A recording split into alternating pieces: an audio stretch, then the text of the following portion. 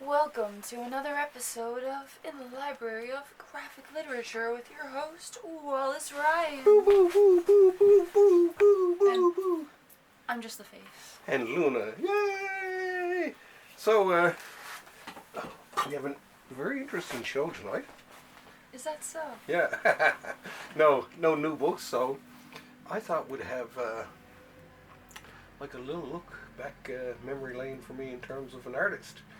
So I thought about all the comics as I was growing up that changed my life artistically somehow or another. And I came up with a stack of books of things that did make a difference in terms of being an artist. Mm-hmm. So shall we jump right in? So these are books that made you want to be a comic book artist? Yeah, and help me along the way, you might say. Yes, and help me along the way. So we'll start right back when I was a kid. Oh, there was Green Lantern. This Dun, is dun, dun. the Silver Age Green Lantern. Now this was a comic that I read as a kid, and it's one of the oh, hang on a second. It's one of the comics that helped me. Ooh, there you go. Helped me learn how to read. Believe it or not, I don't know how or why, but and I can remember it being Green Lantern though as a kid, because I used to copy them and try to draw Green Lantern comics, all of which were terrible. But my dad used to buy them for a nickel a piece until I raised the price, and then he stopped buying them off me, right? Which, I can understand where he was coming from, right?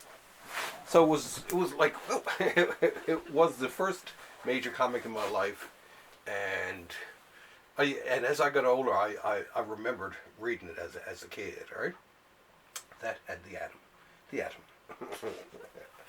Next up, and this is what kept me going in the meantime, was of course Peanuts. Yeah. I know it may seem like a strange choice for a. I knew that just by looking at your art. Yeah. Yes. I don't know, there's something I always loved about Peanuts growing up. From, I love the Christmas specials, but there's just something about. I don't know. I always loved Snoopy. Snoopy was my favorite, and there was always just something really cool about an intelligent dog like him. But he was an intelligent dog with class, right? He wasn't no Garfield or anything like that, right?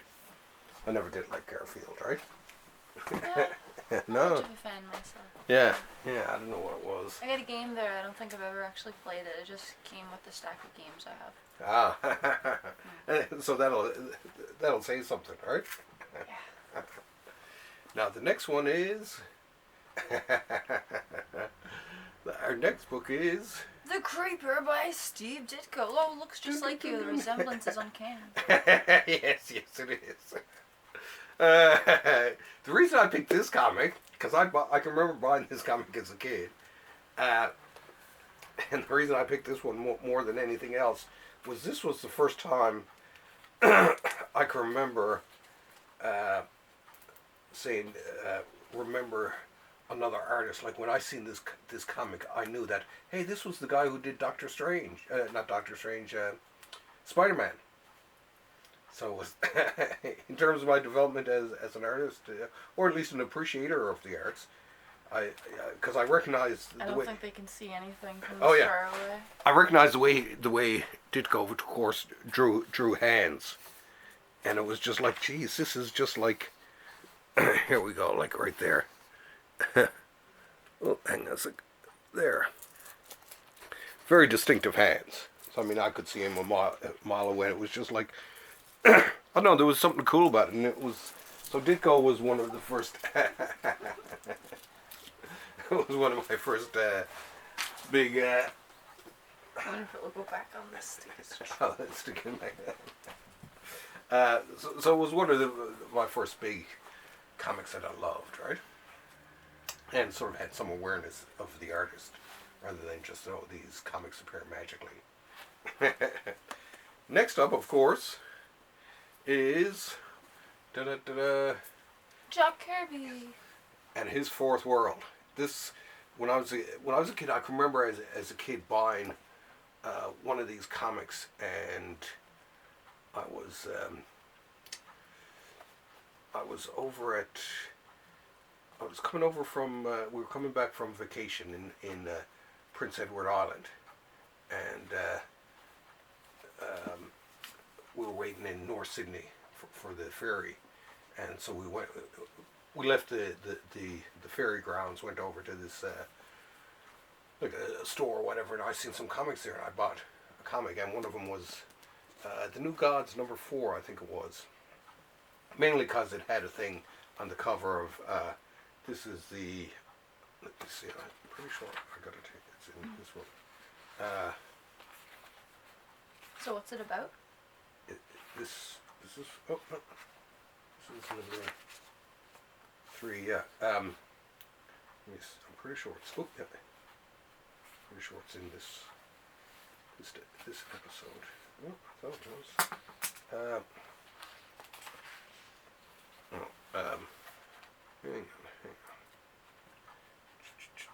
I do believe the actual comic I bought is in. I thought it was in this. I thought it's in the next volume then. Oh, okay. Maybe it is the next volume. But it was one of New Gods #4, one of my favorite comics, and it was like I was aware of Kirby, Jack Kirby, when I was a kid, but I didn't appreciate him like I should have. I just thought, oh, this guy has a really blocky style of drawing. I don't like it or whatever, and blaz whatever, but not realizing that it was more the action type, the action and the plot, oh god, the characters that he created and all this type of stuff. It's like comics like you could never conceive of. And some of the characters, like even some of the ones, a lot of the best Marvel characters he created, and all the characters. Oh, look, and that was some of his montage work. Show people. So it was loved the Fourth World, and then when I got old enough to realize it was, and went back and collected it all, it was I fell in love with the whole series. Now, unfortunately, it didn't last forever, like all wonderful things. Oh, this was one of my favorite too, the New Gods, and then there was look at this guy. Mm-hmm. Who creates superheroes that look like that? Well, Jack Kirby does. But the cover to this was always one of my favorites. Right, it was kind of mysterious, and like, what is this guy? What's that contraption he's riding there, right? And a lot of the New Gods and stuff like that he wrote while he was still working with Marvel, but he was keeping all his good stuff for himself. Anyway, there was that one. Then, I was still a kid buying comics and all that, but this was the one that started me really collecting again. Legion? Yeah, the Legion of Superheroes, and oh god, which issue was it? I think it was, yeah, this,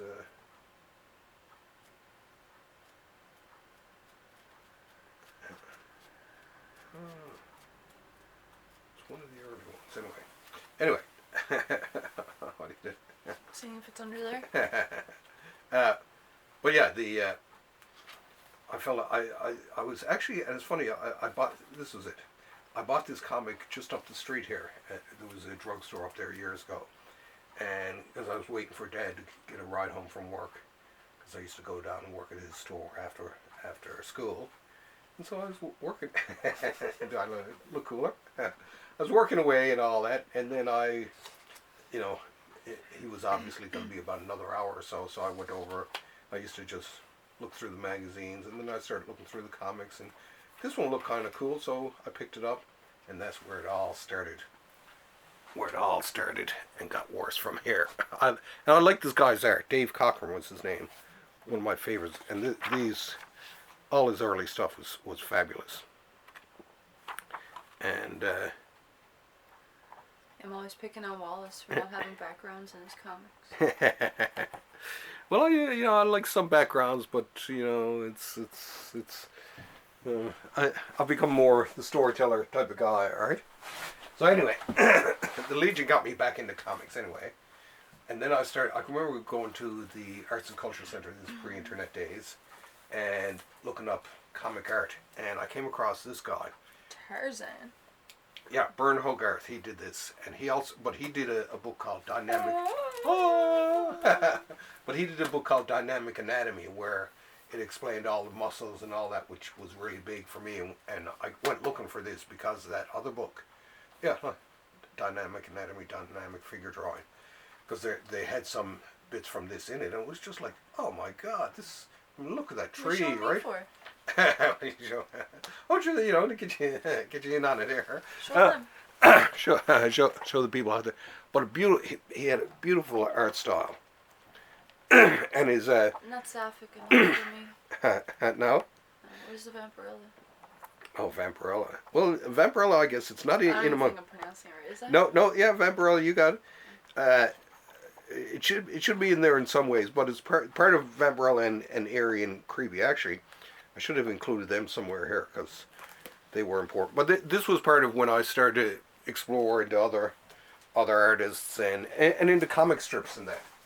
My friend Jerry Porter, when we were doing comics together, he introduced me to a lot of comic strips and stuff like that, and it just made things worse. Now, this actually is funny because I got a sheet of paper for this. This was something, and I include this because this was in the back of a comic magazine called Comix. It's a Comic Scene? I think it was Comic Scene. And every month they'd have a different lesson in the back about, penciling or inking or whatever. And the month this came out, this was by Todd Klein, the letterer extraordinary. And this was the instructions about how to letter comics. And Jerry and I, of course, were just besides ourselves because we didn't know what a lettering guide was or any of the. And this has it everything on one page.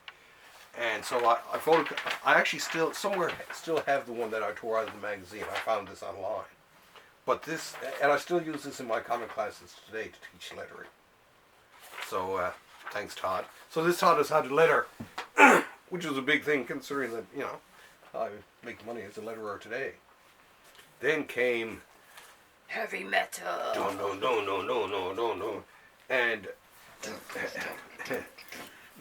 which included comics like this one, Arzak from Mobius. This guy, I love all his stuff. It's very simple, beautiful style. Ooh, that is nice. And when we were we were probably, I was 16, he would have been 15. And I mean, this was unlike any comics we'd seen before, right?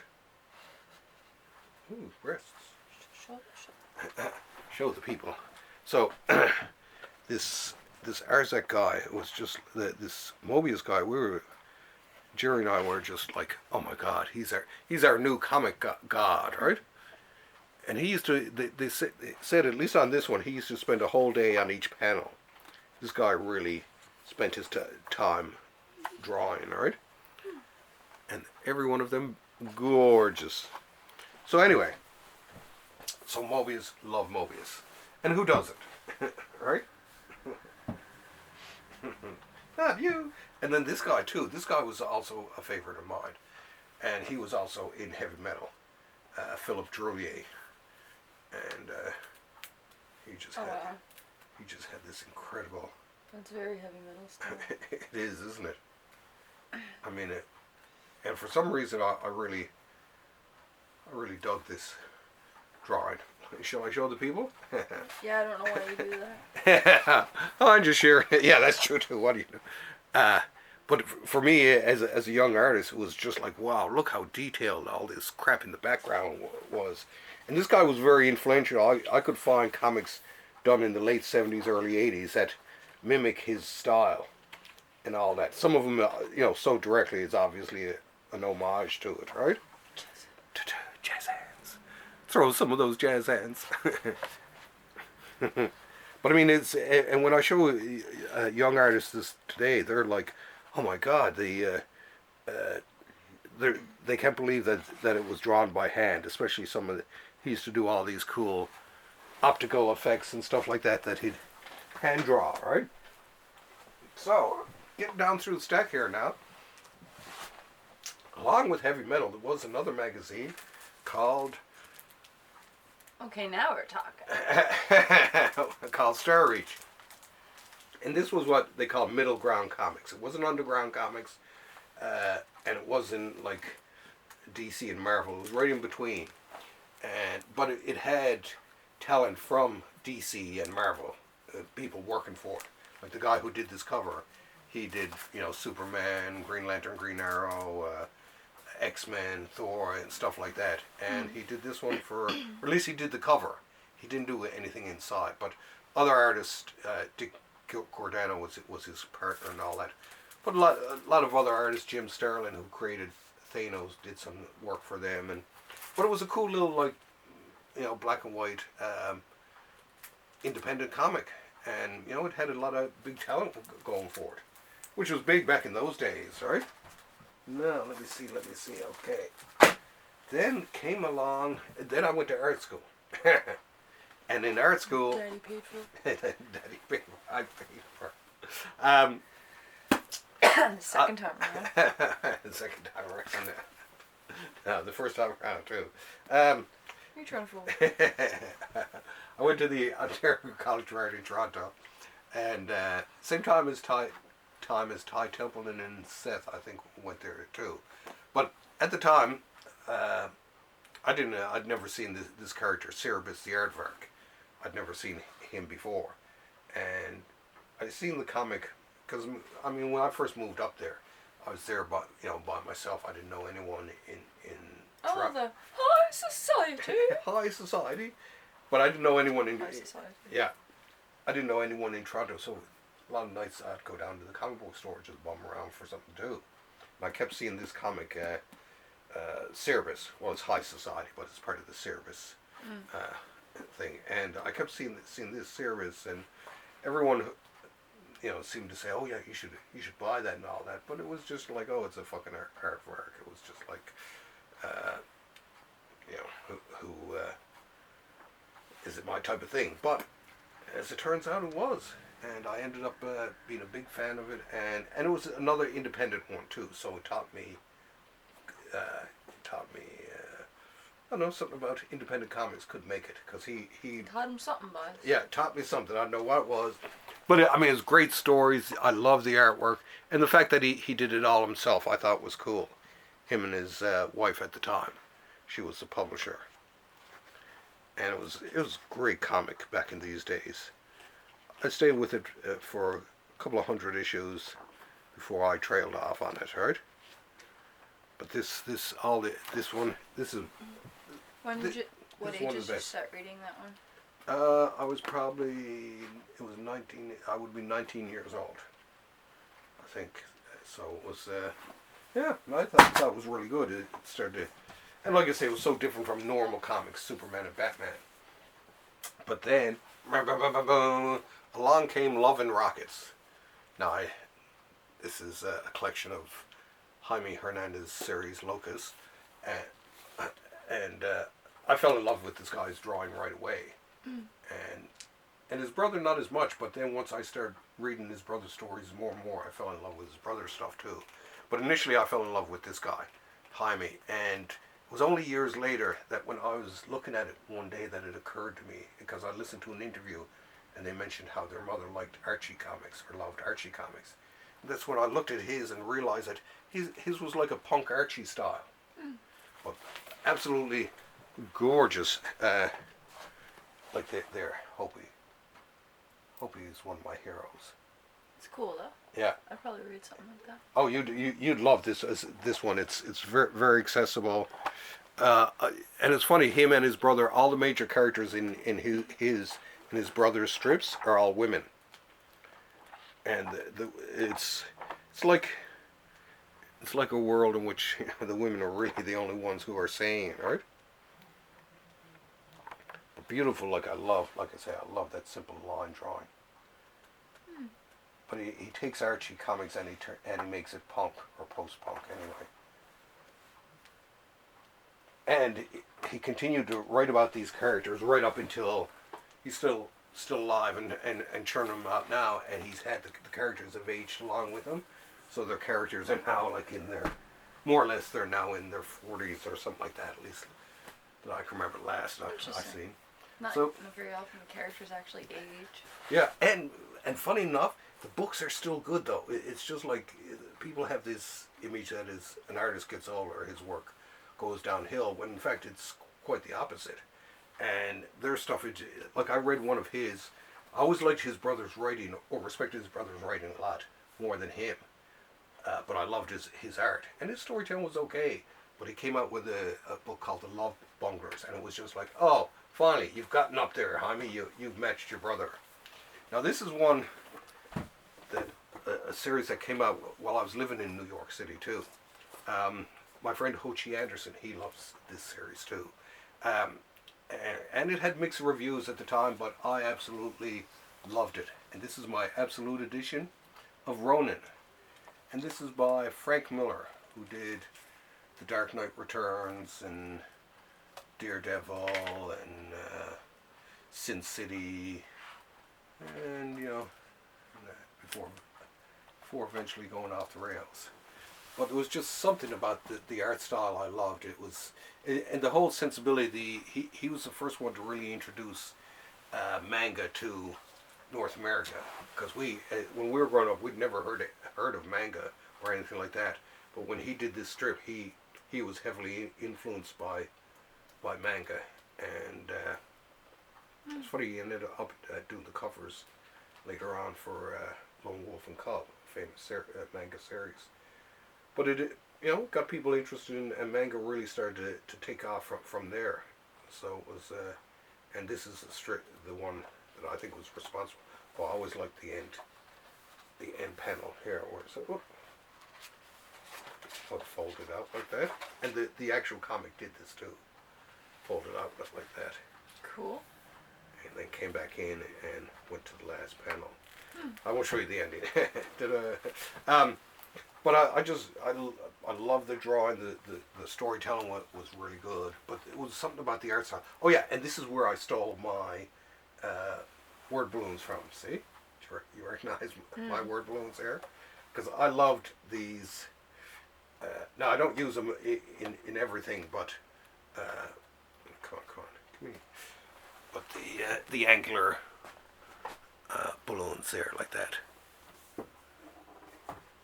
I use them in my lettering. And I've stolen them directly from him. Thank you. I think that, yeah, Frank Miller. Okay. Now this is American Splendor #1. Yay! So someone gave me this for free, eh? And the first 6 or 7 issues of it. And American Splendor was, of course, this guy Harvey Pekar from Cleveland, and he wrote these stories about everyday life. And he was a file clerk at a hospital, and he continued to be actually right up until he retired. I remember you showing me this one. Yeah, and this one has Robert Crumb in it actually. So Crumb did some of his. Kind of looks like Cheech and Chong on the front. Yeah, and it has not as much the Cheech and Chong thing, but this was a real working class comic. It was, but I mean, it was very well written. Old. It is, but the fact that he started with the Robert Crumb comic got my attention at the time, and when I read it, this is one of the ones that made me realize that, hey, comics can be more than just superheroes and sci-fi. Very caricatured. Oh yeah. And so it did influence me, because then I started writing comics about myself, right? And what better subject to write about? Yeah. In that vein. I can't see him. No, I'm not going to say anything. In that vein comes Hate from Peter Bagge. And this, I can't even remember when I first read it, but it was just, I came upon it accidentally and I read it. And this is one of the funniest comics I've ever read in my life. It's giving like Ren and Stimpy vibes. Oh, it's about this guy, Buddy Bradley, and he's in high school not in this one. He's after Neat Stuff, which I have over there. It's him as a high school graduate and all that, or just graduating from high school, and he's like selling dope on the side, and you know he has this buddy of his who's a real lunatic and all that. Stinky, he calls him, is it? Stinky, yeah. Leonard. That's him there. And it's a really strange style of cartooning. But once I started reading it, it was just like, this is bloody hilarious. And so I kept on reading it, and it's not for, once again, it's not for the faint of heart, because I mean the stuff it goes into and all that. Actually, one of my favorite stories is from this. It's called Collector Scum, and it's him and his girlfriend are running a table at at like a collector's fair or whatever, selling comics or whatever, and it's absolutely hilarious. It reminded me of, oh, there it is, Collector's Scum. It reminded me of me and Jason when we used to be out at the flea market selling comics out there, right? And even what they're saying to each other about the customers, stuff like that, it was just like, it was exact. And Jason loved this story too, right? Gotta love relatable content. Oh yeah, we used to call ourselves, we're collector scum. It was like I'd say to you, oh yeah, I'd crawl over my own mother to buy a book, right? Well, and which is a lot easier now that she's dead, right? But yeah, it was. I love this comic. Just absolutely hilarious. It was one of the first comics where I laughed out loud too. It was so funny. I actually burst out laughing.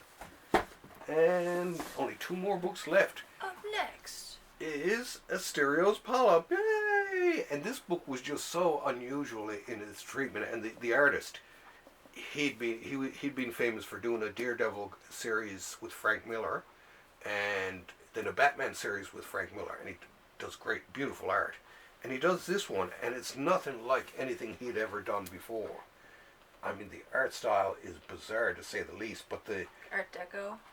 It's hard to say what it is. It's a real simplistic style. There's little bits of everything, I think, in it. But the color, what I like is the shift in the color palette as the story progresses. Oh yeah. And you can even see, even when I flick it quickly like that, that's why I was going to do it that way. Is there something about the color in this? And just the composition, everything about it, it was just like, it was off the scale for me. I hadn't seen anything quite like this. And for, North American artists, it was... Very creative. Yeah, and at the time, I mean, it won all kinds of awards, and everyone loved this one, and it's still a favorite of mine. I'm sure Paul loves this too, because of the coloring. I can just imagine like jazzy bass music in the background. Yes, like, yeah, exactly. This is jazz comics. Yeah, thank you. See? Jazz comics. Exactly, thank you. I would not have thought of that myself, but that's exactly what it is. But yeah, it's one of my favorite comics. And the other thing, like I say, it was just so different from his other work. Last but not least, and this is not because of this particular issue or whatever, but this is more the series itself. When I had my comic book store in the mid-90s, when I closed it down, of course, I'd sold off my entire personal collection as my back issues. So next thing I knew, I was like, oh my God, I have no comics except for all these, my back stock and all that and stuff like that, but none of my old comics and all that. And I was about to stroke out, but I realized, hey, I have these hardcover collections. And this